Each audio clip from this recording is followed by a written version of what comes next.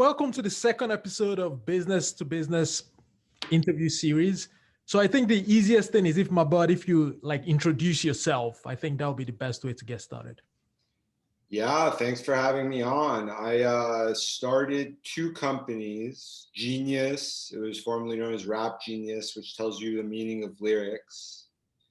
And then I started Everipedia, which is like Wikipedia, but easier to use, more inclusive. And then also you get cryptocurrency for writing the articles.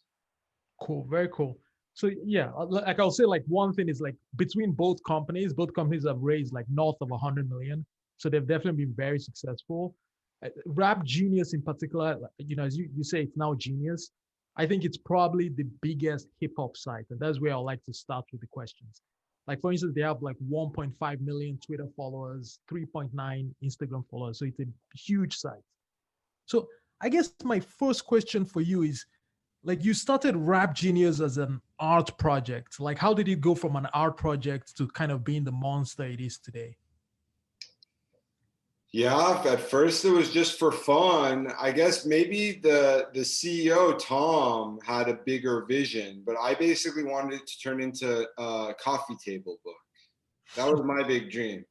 And I didn't really even know how you start tech companies, but what Tom was trying to do, Tom had actually built some other apps too. And he was trying to get into Y Combinator. Y Combinator actually started at pretty much the same time that we started RapGenius. So we applied to Y Combinator and we got rejected. And then for some reason, them rejecting us made us start to take it more seriously. That's when Tom was working at a hedge fund and he started working only 1 day a week so that he could spend the rest of his time working on RapGenius. And then Justin Can wrote a blog post about us and I met with him in San Francisco and he told us to reapply. And we reapplied and we got in. And getting into Y Combinator was kind of that was the big change, at least in terms of lifestyle. Mentally, we had already started taking it seriously before that. Believe it or not, one thing that made us start taking it very seriously was the movie The Social Network. That came out about a year after we started RapGenius, and it was crazy, just like watching these people trying to put together a website. It kind of felt like we're watching ourselves. So that movie mentally made both Tom and I start to take the site a lot more seriously. Cool. So Tom was, as you said, he was working at D Shaw, like Elaine was working at Google, and I think you had gone through law school, and I think you, as you said, you failed the California bar. So how did how did your friends react? Like, kind of these three, your Yale alums and you're starting like a rap site. Were people like laughing at you? Were they like, oh yeah, this makes sense? Or were they like, this is ridiculous? Well, early on, a lot of people thought it was ridiculous. No one thought it could become big. Honestly, we didn't even think it could become big. The way that we realized it could become big is we started getting Google search traffic. And then Tom did some research and he found out that one of the biggest words that people search for on Google is lyrics. Right. So when we started it, I never thought we'd get traffic from Google. I thought we would be more something that just people get from browsing. But then our traffic started to explode because of lyrics. That's what we started taking it seriously. Before that, a lot of people thought that we were just like kidding around, especially other Yale people. And then once we started to get media attention, there was also the issue of like, I'm not white, but Tom and Alon are white. Like Tom is the CEO. He's as white as you can get. So people are like, why is this white guy building a rap website? And back then I used to defend us. I'd be like, all right, yeah, Tom's white, but we're not only trying to build a rap website. We started with rap, but eventually we want to start doing poetry, the Bible, Shakespeare. But then now I'm kind of parroting those early critics. Right. And the thing that's changed is the site is no longer trying to do Bible and Shakespeare. We've basically doubled back down on only music, and really de facto it's mostly hip hop music. It's like 90% hip hop and 10% pop, but even the pop artists who come on, like Billie Eilish, are pop artists who are more connected with the hip hop sound. Right. So Right. So one question I have for you, like when you guys were, so I know you sort of, you have a law school background. So when you're coming up with the product, do you think there is some element at the back of your mind where you're used to analyzing each word in like a law, in like the code of law, and then you bring that same mindset to hip hop? So there's some creativity angle where you look at hip hop from a different lens, and that's how you had a breakthrough in Rap Genius. Or do you think it was more like you were literally just explaining the Cameron line about Jamaican shirts and you're explaining that to Tom? So do you think there was a deeper element to it, or do you think it was more just chance? I don't think law was the inspiration as much as religion. Like what I thought of is it's like breaking down the Bible. And that's why the original name of the site wasn't Rap Genius. The original name was actually Rap Exegesis. For about 6 months, it was called Rap Exegesis. And I remember a lot of people got upset when we changed it to Rap Genius. The lead singer of Vampire Weekend, in an interview, he was like, I don't know why they changed it. Rap Exegesis was the perfect name. And that's basically what we were trying to do. We were trying to do exegesis of rap lyrics as if it were the Bible, as if it's a holy text. Got it. Very cool. So I guess one way, when you were first starting out, like one way you grew was like searching for everybody like that mentions Rap Genius on Twitter and sort of replying to them. So that seems like something like if the CEO of a startup is doing that, that's not something that scales. But like sort of my feeling is that you kind of don't care, you don't believe in like scalability. You believe in like getting in there and doing the work. Scalability is a myth. I still maybe it's because maybe this is the reason why I'm not good for like later stage companies. I'm good for early stage. But my philosophy is I think largely scalability is a myth, especially when you want to get contributors.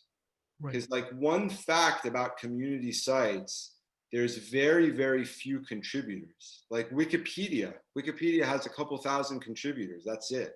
Right. You don't need scalability. Like if Wikipedia was for profit and I was the CEO of Wikipedia, any one person I can meet and get them to write, that's like a big chunk of the entire population of the contributors. And that's what I was looking for. I wasn't doing the stuff like replying to the Twitter mentions in order to get people to look at the site. I was more people trying to get the hardcore users. Right. And like one part of my philosophy is one hardcore user is worth 100 casual users. Exactly.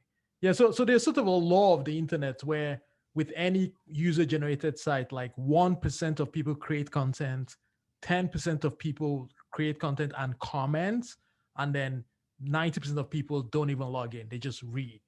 So yeah, okay. So that's a very interesting idea. And you sort of hinted at this, like as your sort of baby sort of grew, you sort of left. So that's something I would like to touch on. And I think, Kara Swisher said like, okay, you were fired and you said you resigned. So how did it end at like Rap Genius? Well, I mean, there was the proximate cause was I got into trouble. I did some annotations that people thought were questionable. I still don't think they were that bad, but it was kind of like a fake news thing of they started putting words in my mouth that I hadn't said. What you gonna do?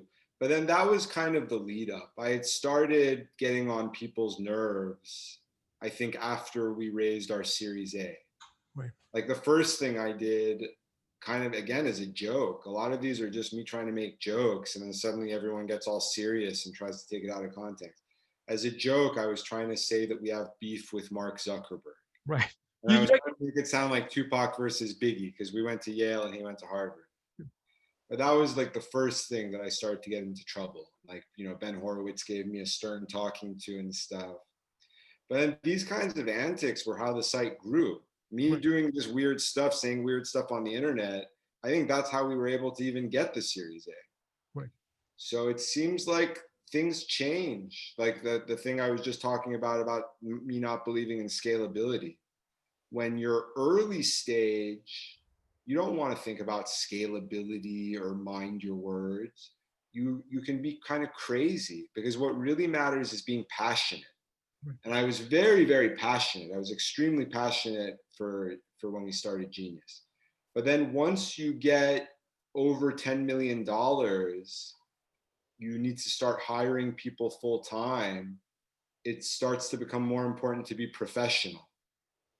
And I'm not good at being professional. Like, I'm not into it. I don't want to be professional. I don't like, one thing that's interesting, I left both of my companies right when we moved into a real office, which is it. Like, now there's coronavirus, so that not maybe my third company I won't have to leave because we're never going to move into a real office. But for me, both times, like, as soon as they're like, okay, we want you to show up to this place in the morning, I was like, okay, this is going to be too much for me.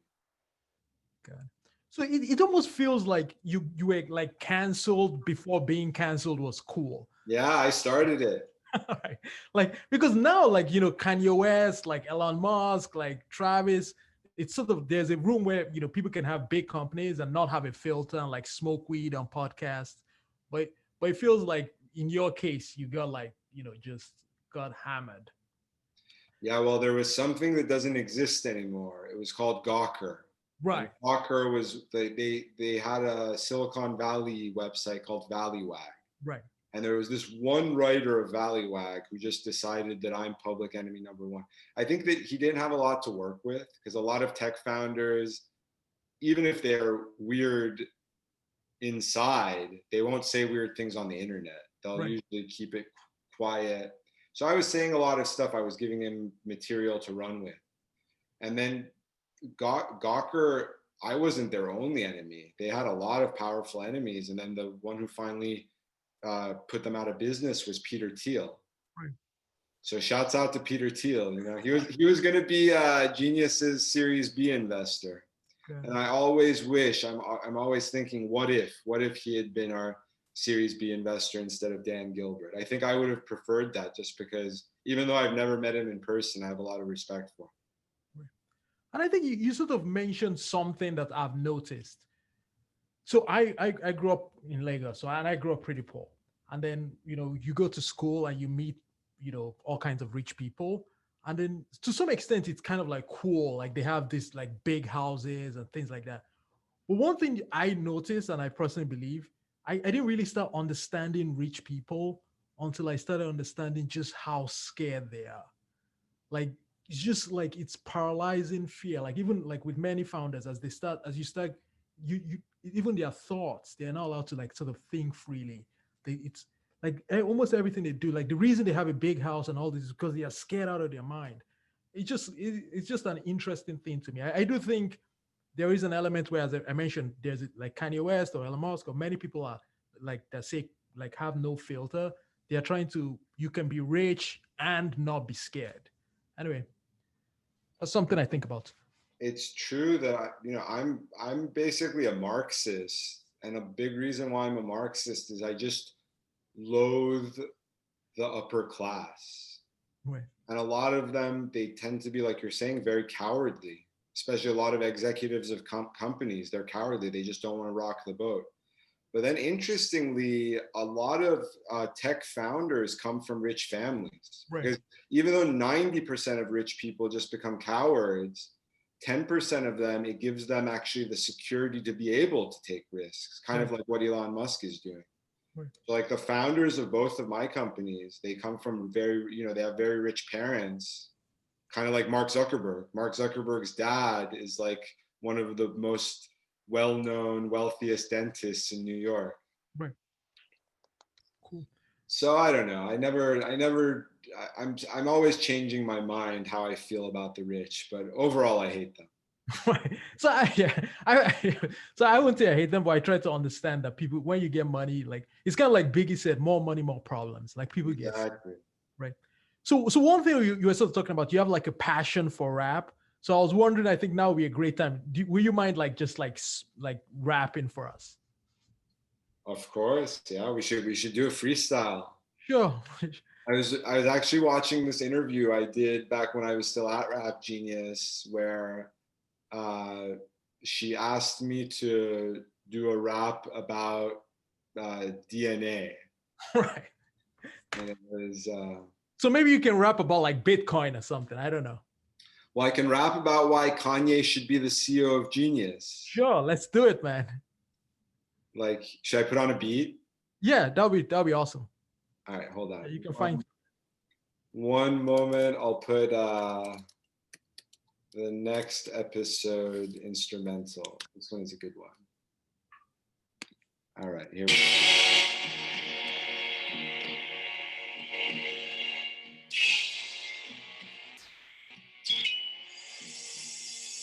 Yo, Kanye, you redesigned the app. We want you as the CEO.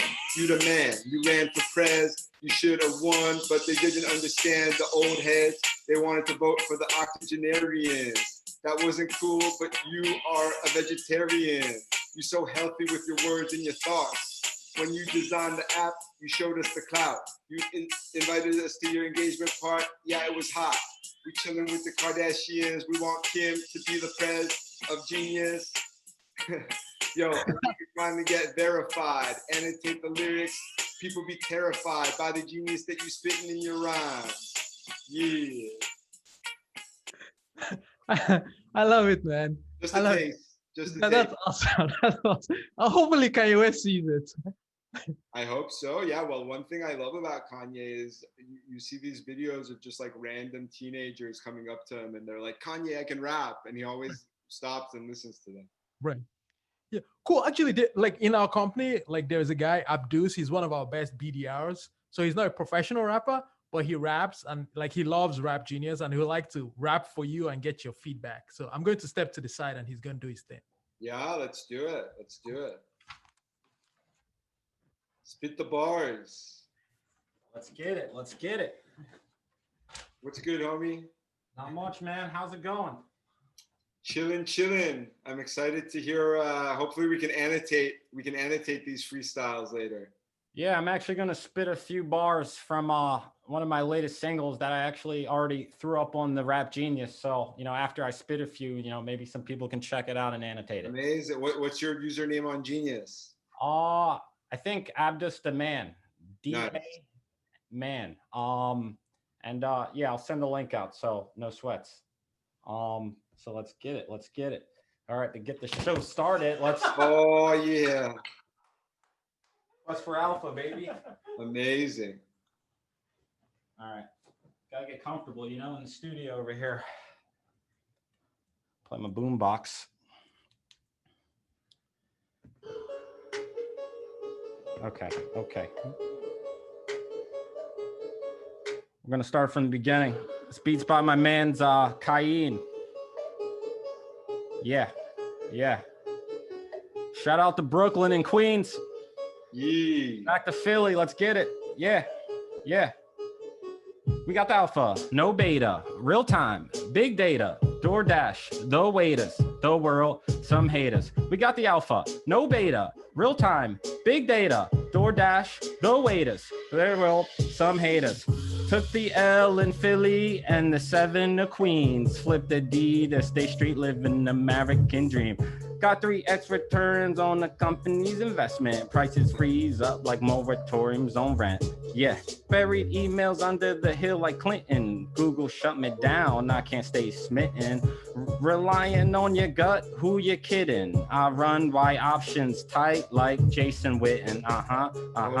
Go Birds. We got the intel, don't play, forecast till May. Architects wrote the code, don't get in the way. The quest for alpha on it every day. And I don't shit where I sleep, but I lay where I lay. Short long the block, strutting down Grand Central. Life can be sequential, so I make it rain torrential. Trades keep going while they on the clock, and your dust settle. Look who's on top, your boy Spot. We got the alpha, no beta, real time, big data, DoorDash, the waiters, the world, some haters. We got the alpha, no beta, real time, big data, DoorDash, the waiters, the world, some haters. That's just, that's just a first verse. We're worldwide with it. You can catch us on YouTube. We're out here 5th Avenue representing business to business. Let's get it. Yeah, it's brilliant, man. And that's We need. I love how you talk about like tech and finance and stuff. Exactly. Yeah, because we sell a lot of data to like hedge funds. So he sort of made the song about like our markets. Juicy J will love that. Juicy J had a music video. So I was in his music video because like the song was based on like startups and stuff. So he wanted some startup people in the music video. So we got to show this to Juicy. Right. Yeah, that would be awesome. Okay, so aside from like, let's say you don't get Kanye West, who else do you think can like sort of take genius back to its former glory? So yesterday I put out an article where I put my top 5, actually top 6 choices. So number 1 is Kanye. He designed the app. You know, we're very close to him. He's a legend. He wants to create a Y Combinator for rappers. I think Genius could be the platform. Like maybe he could make Genius into the mother of all record labels. And it's like, it's for record labels what Y Combinator is for VCs. Like it makes all the other ones act straight. So he's my number 1 choice. Number 2 is Rob Markman. Rob Markman is the guy who replaced me at Genius, who made Genius what it is. He's friends with all the rappers. He's a rapper. He shouldn't just be the creative director. He should be the CEO because de facto, he's already the CEO. And he should get more equity. Third, I put Steve Stout. Steve Stout is a legend. He was Nas and Jay-Z's manager. Very close friends with Ben Horowitz, very powerful in tech. And then he's on the board of Genius. So he's the only executive of Genius who already is connected with hip hop. So I think he could be a good CEO. Fourth, I put Worldwide Wes, legendary sports manager, also very connected with major rappers, and he's the one who got us our Series B investment. He's friends with Dan Gilbert. He talked us up about it, and also I got him into Bitcoin. This was back in 2014. Right. So maybe he could make Genius adapt over to crypto, like how Everipedia is. And then for my 5th choice, I put Londell McMillan. Londell McMillan was an attorney at the firm I was working at. He was representing Michael Jackson and Prince and a lot of major music industry figures. And then now he runs The Source. Right. So when I found out he's running The Source, I'm like, dude, if you're into hip hop, come run Genius. Like Genius is 10 times bigger, 100 times bigger. And then an honorable mention, I put Diddy. Like Diddy, we have no connections, but I love Diddy. Like Diddy was the CEO of Genius. Again, he's such a legend. Right. Cool. Yeah, cool. Hopefully, like Kanye West sees it. I think one other thing, as I mentioned, like I do this show with like my roommate from college, who's also a like VP of marketing. So Boris, and Boris has like a story about Kanye West. So I think Boris is going to hop on and tell his story. What's up, Greg? What's up, Mahbod? Thanks for having me. Yeah, so the story is I used to be the general manager of a couple of hotels in Colombia. That your dad owns. Yeah, that my dad owns, specifically in Cali. So maybe you guys have heard of the Cali cartel if you've seen Narcos. So, these were big sort of 5-star corporate hotels. So we had like a lot of sort of high profile politicians and presidents and ex-presidents and this kind of thing. But like none of that compared to just the mayhem of having Kanye West as a guest. So he arrived, I guess that must have been around a year and a half ago. And just immediately there was like several hundred people sort of camping out outside the hotel and just trying to, see him, say hello, get a picture, whatever. And as the word sort of seeped out, my phone just wouldn't stop ringing with like journalists trying to find out if it was true that he was in our hotel and how they could get a hold of him and whatnot. Eventually, I got a call from the mayor of Cali telling me, that his grandkids were big fans and he'd like to have a meeting with Kanye. He'd like his grandkids to meet Kanye. So I had to sort of set this up. And meanwhile, like at this point, Kanye didn't have an Instagram account. And for whatever reason, he started the account, and like his very first post, you can check them out like right now, they're still there. The very first posts on his feed were in Cali. Like they were, you know, little doodles he made on the hotel notepad and pictures he took of the city and whatnot. So anyway, eventually the mayor shows up with like a couple of Colombian kids, and they put up like a music and dance show for Kanye. You can see it on his Instagram account. And then, I mean, the end of the story is he told us he wanted to go see the nightlife. He told us he wanted to go like see the city at night and go out and, you know, hear some live music and party and whatnot. So like, I was just scared about what it would be like for this guy to leave the hotel with all these people camped out outside that were just gonna like swarm his car. So I called like the head of the city police, and he sends like this whole, you know, like motorbikes and police cars. There must have been like 7 police cars ready to take Kanye out to party. And then he canceled. So I didn't get to party with Kanye. Maybe he will if he becomes the CEO of Genius. Yeah, well, when was this? This was towards the end of 2018. Yeah, like a little less than a year and a half ago. Yeah, Kanye is capricious. I mean, when we were hanging out with Kanye, I was actually very frustrated because the 2 things I wanted him to do, one was I wanted him to invest in Genius, just like we had Nas and Pharrell and Eminem invest. And 2, I wanted him to use Genius and get a verified account. And he never did either one. He didn't invest because Ben told us he'd invested in Turntable FM, which was a really cool music app, but it ended up shutting down. So that kind of made him not trust tech investments. And I think the reason he didn't want to get verified was because he was like, Genius is cool, but it's kind of weird. Like, he sent us the redesign to the app. Basically, the message he was trying to send in the redesign was that we should only do music. Right. He was kind of frustrated by us wanting to expand into like literature and stuff like that. He's like, no, just focus on rap music. But since 2018, I think he's changed a lot. I think campaigning for president, he didn't win, but I think it was good for him psychologically. Like seeing him on the Joe Rogan show, I absolutely loved it. Right. The responses he gave at the end, where he's like, what are you going to do if a war breaks out? Right. It's really showing a maturity. Like a lot of people think of Kanye as the same way they think of me. They think of us as just like immature weirdos. But now he's trying to show some maturity. Maybe that means someday I'll start being mature too. Right. So you said that you plan to run for president someday, because I think you're the first one in your family to be born in the US. I would love to. I definitely want to get into politics, especially since I moved to New York. Like New York, I've always loved being here. Like, you know, I went to college in Connecticut. That's kind of like, I was still connected with the East Coast. But there's a reason why California is so much more successful economically than New York. And I want to bring the California model back to New York, because I think the people on the East Coast are better. Like there's more sophisticated people. That's the reason I moved back here.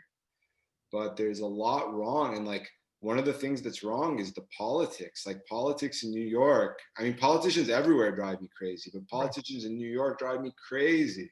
Right. So yeah, that's my dream, is someday I would love to run for office starting in New York.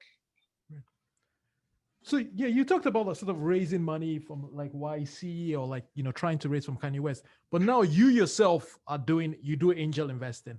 So what kinds of things do you invest in? Like, first of all, why did you flip over to the dark side? And what kinds of things do you invest in? Well, these days, my investments are basically all crypto.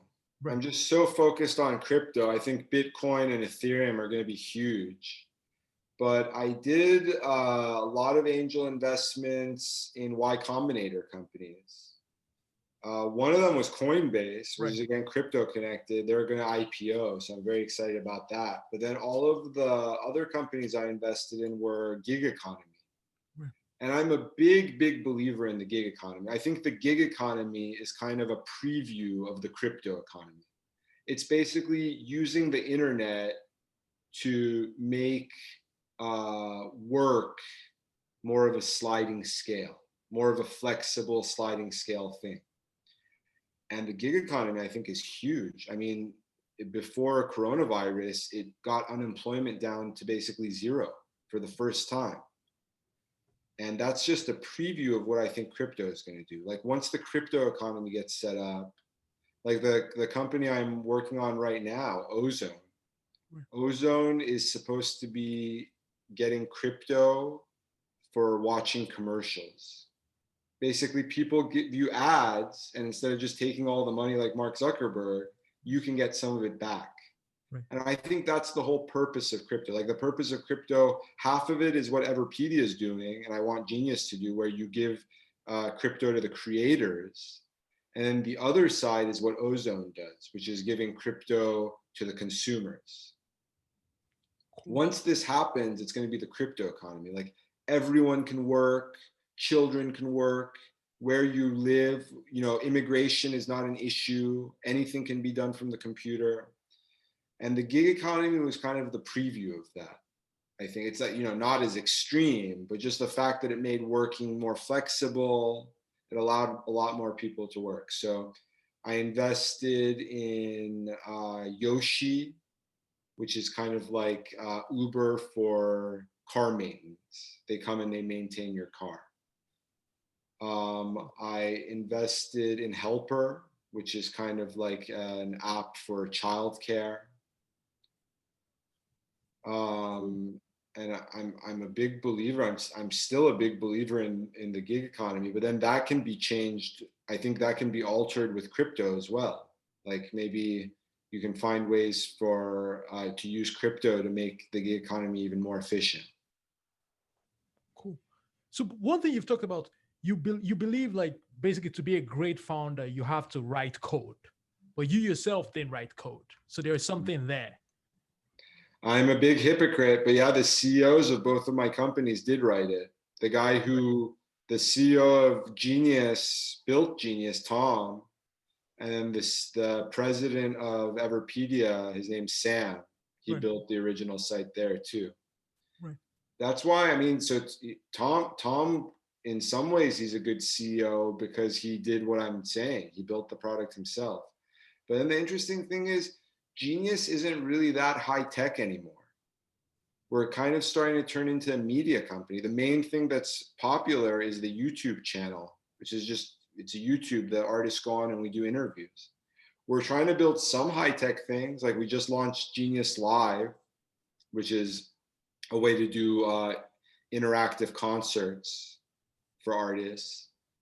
But we're still not like, before we were trying to do really high tech stuff. Like when we were trying to do not just rap, but everything, like we launched something called the Web Annotator. It allowed you to put explanations on any web page. That was really, really complicated, but then it didn't take off. Right. So that's why I think at this point, like when you're starting a company, yes, the coder should be CEO. But at this point with Genius, tech is not the main thing we do anymore. We're more just a part of the culture. So I think at this point, we need a CEO who's more of a cultural leader. Right. And Tom can't do that. Tom is an amazing coder. He's an amazing engineer. But I always think like these rappers come into Genius's office to do the interviews and they meet the CEO. He's like this nerd. He's like, "Hi, I'm Tom. How's it going?" And they're like, you know, who's this guy? So. So that changes too. Just like, you know, I don't code, but I think I'm good along with someone who codes for an early stage company because I can be passionate, I can bring the traction, and then the person who codes can build it. Right. But then once it gets later stage, I start to become a liability because, you know, I say a lot of crazy shit. But then the coder guy kind of becomes a liability too, because eventually it doesn't matter if you know how to code. It's more important to have authority and to have respect. Got it. Cool. So like if you're a founder and you're trying to, let's say I'm trying to raise funding, I'm trying to raise from Dan Gilbert, or like you, as I said, your companies have raised rounds of 40 million. Do you have like, and now you're an angel investor. So do you have advice for, you know, founders that are trying to raise funding? How do you go about it? Well, if you want Dan Gilbert's money, the best thing to do is to be connected with Detroit. Right. I think that's one of the reasons we were able to close with him is because Elon the former president of Genius, he grew up in Detroit.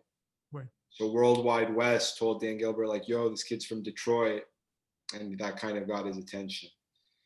But if you want my money, right. what you need is you need a product with traction. That's the most important thing for me. Genius, before we got into Y Combinator, we already had 1 million monthly uniques. Right. So for consumer websites, that for me is the golden number, 1 million a month. Before you get 1 million a month, don't look for raising. For enterprise stuff, it's a little bit different. Enterprise stuff, I think basically the question is, are you already making revenue?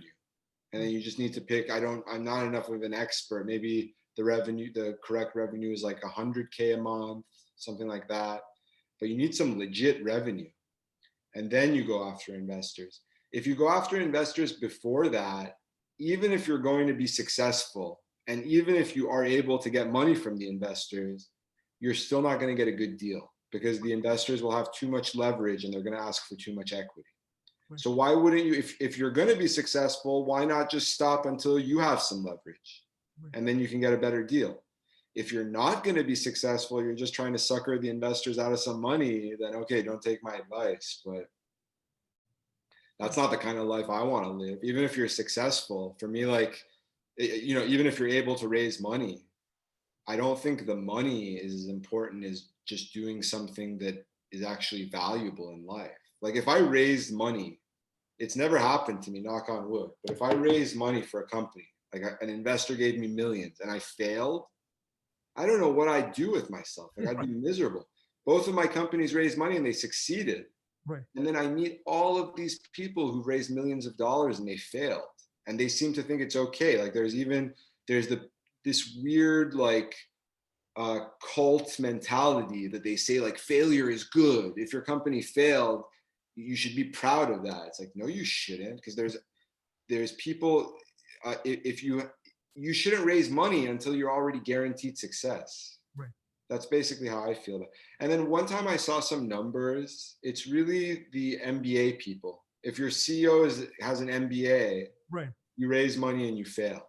Right. Like with Y Combinator companies, if the CEO is non-technical, the failure rate is like 95%. Right. If the CEO is technical, the failure rate is much, much lower. It's like 50%. Right. Yeah. So it all connects. Right. I think Elon Musk recently said the problem with business in America is there are just too many MBAs. And there are not enough like technical people doing the work. That's interesting. And I definitely agree. Like in my experience, I think in Silicon Valley, there's this idea of like, if you fail, basically like you learn more from succeeding. Like sometimes you learn more from taking risks and sometimes things won't go well, but in the long run, you want to succeed. That's like, anyway, so I tend to agree. Like there's sort of a cult around that. So one thing I'm curious about, how was it to work with, you worked with many great investors. You worked with Paul Graham, you worked with Ben Horowitz. How was it? How was your experience? Did they add value, or was it more, I think Aston Kutcher funded you guys, or was it more like for show? Well, Paul Graham's a funny guy. The story I always tell about PG is he insisted that we change the name of the site to Definator. Right. He's like, guys, I got it. You got to change the name to Definator. Right. And we were like, PG, that sounds like defecator. I don't think people are going to think we're calling our site Defecator. So PG, on the one hand, he's got a lot of wisdom. Like he kind of started Silicon Valley. I remember when Mark Zuckerberg came to YC, he was like kissing PG's ring. So just everyone has so much respect for him. But in terms of modern things, he just doesn't use the internet enough. Like he should be using the internet more. So one funny thing about PG is he always wanted someone to build a better version of Wikipedia. Right. So Everipedia is kind of PG's idea. Ben Horowitz, on the other hand, Ben Horowitz is very, very valuable. Especially with Genius, he was so valuable because it was his dream come true. Like all he wanted was an excuse to become friends with rappers. And we hooked him up. Like it was through investing in Genius that he became friends with Nas and with Kanye, who are now his two best friends. So it's not just about, I think if I were going to glean a lesson from this, it's that it's not just about the reputation of the investor, it's how much passion the investor has for your project. So that's something to think about, like targeting. I remember the first investor we ever hit up for Genius was Fred Wilson. Right. This was before we had traction. Like right when we started it, for some reason, Tom had a lot of respect for Fred Wilson. So we emailed Fred Wilson and he responded, but I remember his reply was one sentence. He said, lyrics is a crowded space, not interested. So that just showed like, Fred Wilson, I think he's a brilliant man. He was the first investor in Coinbase. Right. But in this case, I don't think he had the passion. Who really had the passion for us is Ben Horowitz. And we're very, very lucky. I'm the one who connected, and sorry to be obnoxious, but I got to give myself a shout out whenever I can. I'm the one who connected us with Ben Horowitz. The way we did it, so he gave a talk at Y Combinator. I got his card, and then I emailed him and I said, we want to interview you for RapGenius's blog, which I think was smart. He got really excited. He's like, yeah, I would love it. And we did an interview. Like in the interview, he was like, I love Fetty Wap. I love Cashing Out. Like he started naming all these songs. And then after the interview, then Elon hit him up. He's like, now we want to talk to you about money. So that, I think it's a smart way to approach it. You don't want to be a total fake, but if you can approach an investor sincerely for something that's not about money, that's very, very good. It's a good way to get the ball rolling, because you don't want to just send them a cold email, yo, give us money. So we did it like, yo, we want to interview you. We did the interview, it went good. And then we were like, yo, give us money. Yeah, that's brilliant. That's great. Yeah, that makes sense to me. So one thing, just listening to you, it feels like, do you feel like you've changed? Like sort of when you first came out the gate, like kind of like, so you didn't say these words, like let's say words were put in your mouth, but you sort of you tried to set up beef with Zuck and you're like, it's basically, I'm saying he can suck my dick, or basically, you said like Genius is going to be the biggest website in the world. But now you're sort of like, the way you talk, it's almost like, I don't want to be too obnoxious, but that's great that you had that brilliant idea to connect with Ben Horowitz. So do you think there's an element where when you look back, you were very brash and maybe that helped you succeed, but you also paid the cost for that? If you have to look back, how will you play your cards differently? Well, I mean, a lot of stuff that I've done in life, I'm ashamed. Like every day, Facebook gives you your old posts, it gives you your memories. And I always scroll through them. And some of them I'm just like, oh my God, why did I say this? Like delete, delete, delete. I think one thing that changed my mentality a lot was my second seizure. I had brain surgery in 2013. Then in 2018, I had a seizure and I had to get a second brain surgery. And then I got off of the seizure meds after my second brain surgery was a success. And that gave me a second seizure. And that second seizure mentally, I think it was a wake-up call. It was kind of like electric shock therapy for me. Like ever since then, I've really started avoiding beef. I've started avoiding fights. But in terms of things that I would change, I wouldn't change anything. Like it's a weird philosophical question, but I'm one of those who I believe that like the butterfly flaps its wings in Africa, and then that starts the rhino stampede, and that starts like the birds migrating, and then the birds migrating starts an avalanche in the Arctic. So I believe that everything connects. I think we're here for a reason, and I'm very, very happy with my life. So I don't want anything to change. But one thing I'm happy about is that I had that second seizure. Kind of shocked me into not being as much of an asshole. But also a lot of the magic is gone. Like when I look at my old posts on Facebook, I think I was a lot funnier back in the day. Like back when I was an asshole, like the bad part was that I was an asshole, but the good part was I was funny. Like now I'm just kind of like old and boring, but it's chill. Yeah, Father Time is undefeated. One thing you've talked about is, as I said, you were the first one in your family born here, and your mom is like, she could have been a great entrepreneur. And how does that story sort of influence you? Yeah, my mom is very charismatic. Right now, I haven't seen her since quarantine started because she's still in LA. I haven't been to LA for a while.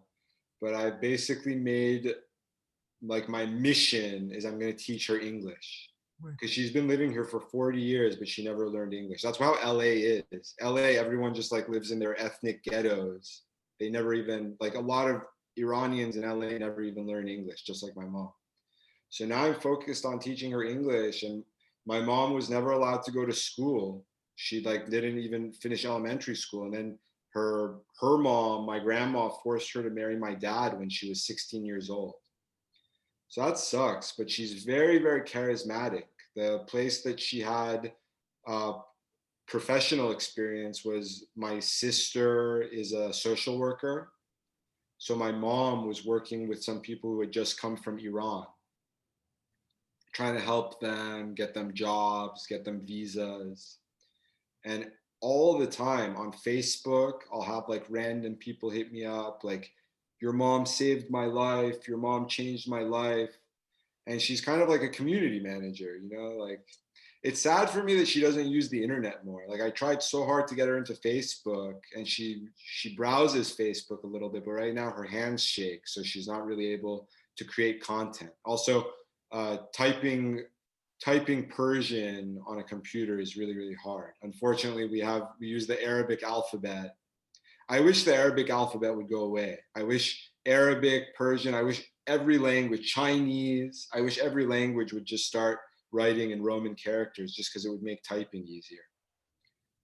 So she's had a lot of hurdles. That's why she wasn't able to become a Sheryl Sandberg, but she has that charisma in her, that she's able to basically get people to follow her. She's kind of like a religious leader. And she makes a lot of enemies too. Unfortunately, I learned that from her as well. But Cool. Yeah, being a charismatic leader, it helps a lot of people. Like me too. Like I've done a lot of bad things, but one thing I'm proud of is that through Genius and Everipedia, I've helped a lot of people, and these are people who really, really need help. Like we have people who are dedicated members of these communities who have Asperger's, autism, depression, ADHD. These are the people who need to, like, they get the most out of internet communities. Like if you're just like a healthy, happy person, it's still good to join an internet community, but you don't need it. But people who have mental disorders, I mean, I'm kind of talking about myself. Like I've never been diagnosed, but I always tell people I have like Asperger's light. That's why I'm so into the internet. Like the real world always made me feel kind of uncomfortable and uneasy. The internet, it was more like I'm like a fish in water. I'm more comfortable here. So I'm trying to use the internet to make more people comfortable with life. that's awesome, man. Yeah, that's one thing I do feel like many times, and you're almost harshing yourself. Why I do feel like you are misunderstood. Like if you when you say you did bad stuff, there's nothing you did that was a crime, or that or even if that had like, it were all like victimless situations where maybe you were not politically correct, or maybe you didn't say the right thing. Well, I certainly feel like you're or every instance, like if you say like Zuck suck my dick, like you're not saying Zuck suck my dick, like it's a joke. So anyway, I do think I certainly see that element. Anyway. Yeah, thank you, man. I only kick freestyles. I never think, like, I've never written a rap. I'm always just kicking flows, and that's how I am in life. Like I just don't really think about stuff that I say. And sometimes, but then I'm always telling people, like, I promise I'm not a bad person. Like deep down inside, I'm not a bad person. Right. I know. Yeah. Ultimately, you got to judge people by their actions. You got to say, did he actually do anything bad? Because if you judge everyone by what they think or what they say, like there is no person that is interesting that doesn't say like something that can be considered weird. Anyway. Yeah, words being crimes is something that really bothers me. Thought crimes. It's funny, like before I went to law school, I didn't even know you can go to jail for making a threat. Like I remember in criminal law, when we learned you can go to jail for making a threat, I'm like, you can? What the hell? Right. It just seems weird. And like words, if someone says words to me, it's impossible for me to get that upset. Right. But then other people really, really get hurt. Like I've said words to people that I think it hurt them more than if I would have punched them in the face. Right. And I just don't understand how people can be that sensitive. Like, it's just language, and it's getting worse. Like, one thing that really bothers me is all of the judges who use rap lyrics in court. Like, a rapper's in court, and then they use his rap lyrics as evidence. Right. And that's created a big chill. Like, I think that's one of the reasons why the rappers are turning into mumble rappers. Like, rappers don't want people to know what they're saying because it can be used against them in court. Right. And that's when it starts to turn into like George Orwell 1984. And it's something that I'm really, really upset.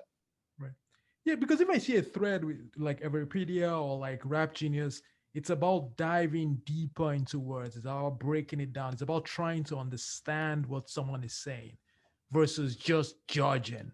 And I think like the way the internet has gone sometimes, it's like with the mob, it's almost the opposite of RapGenius, where people try to misconstrue what you're saying to make you a bad guy and get outraged. It's rap dummy. Right. That's the fake news. That's why Peter Thiel wanted to invest in us. So we were deciding between Dan Gilbert and Peter Thiel for our Series B.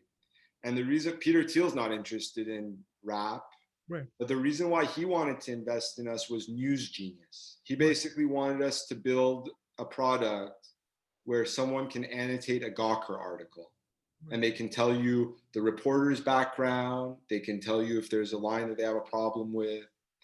And we tried to build Peter Thiel's vision, but we got shut down. We got shut down by the fake news and the politicians. The politicians came and they said, News Genius is toxic, all this crap.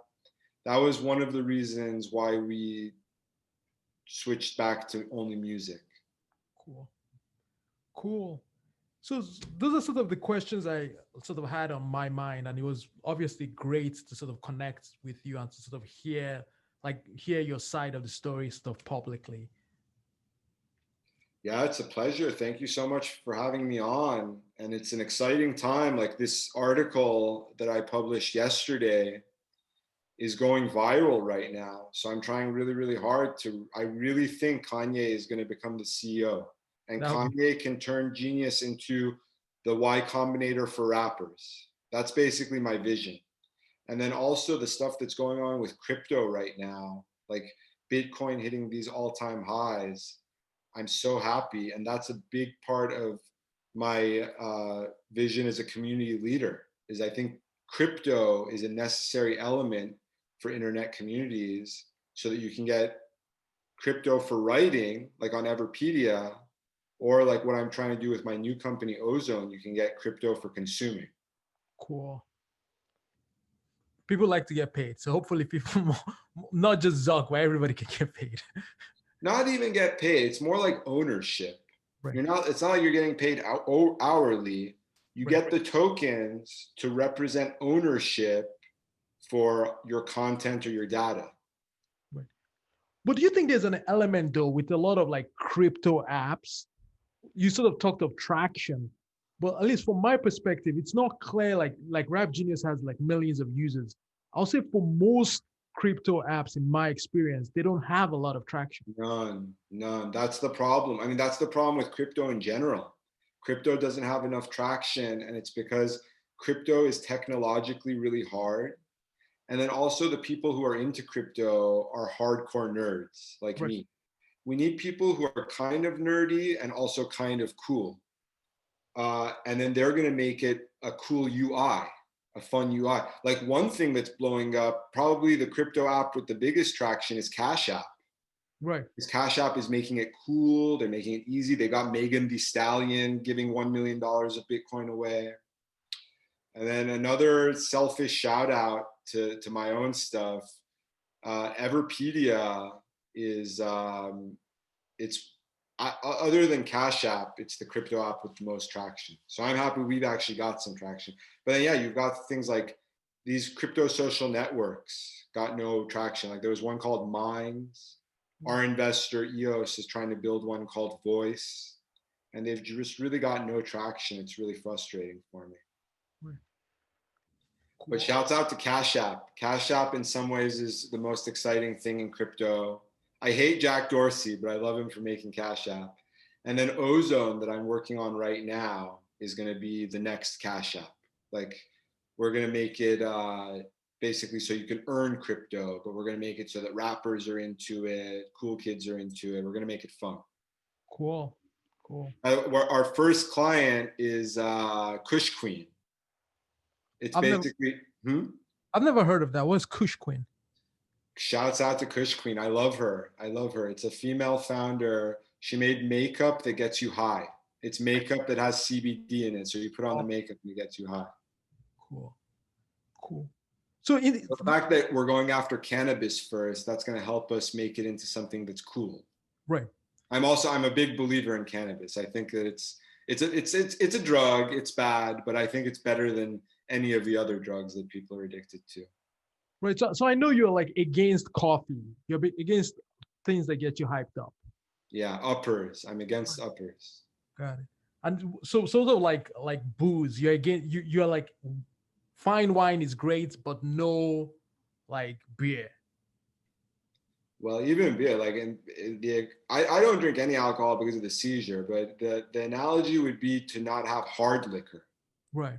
Like basically, yeah, if you have something that's just chill, beer and wine are like the alcohol version of weed.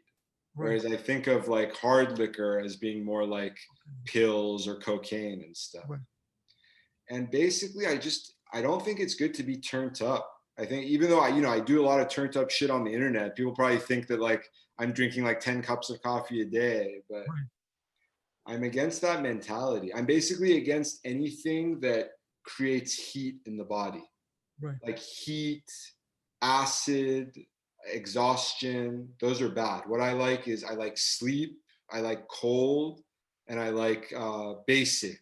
Like, I drink alkaline water. I'm all about like not creating an acidic environment in your body. Cool, my man. You have a lot of wisdom, man. You've been through a lot of battles, man. Yeah, well, it's a pleasure talking to you, man. I'm a huge fan of Thinknum, and what you're building is massive. So cool, awesome. We're like, thank you very much for doing this, man. Like we're very excited. It was a lot of fun, and it was especially cool to hear you rap and hear this rap. Yeah, well, and your boy, I'm gonna look him up on Genius right now. We can You're out here. Right. Hopefully get those lyrics to go viral. Right. Cool. And get Kanye West to be the CEO of Genius. That's the yes, sir. Yeah. Well, we can get him to meet Kanye. Exactly. Cool. Thanks, my man. So I think we're going to wrap it up now. Thanks, brother. Excellent. All right, Gregory. Thanks so much. Thanks, my man. Take care.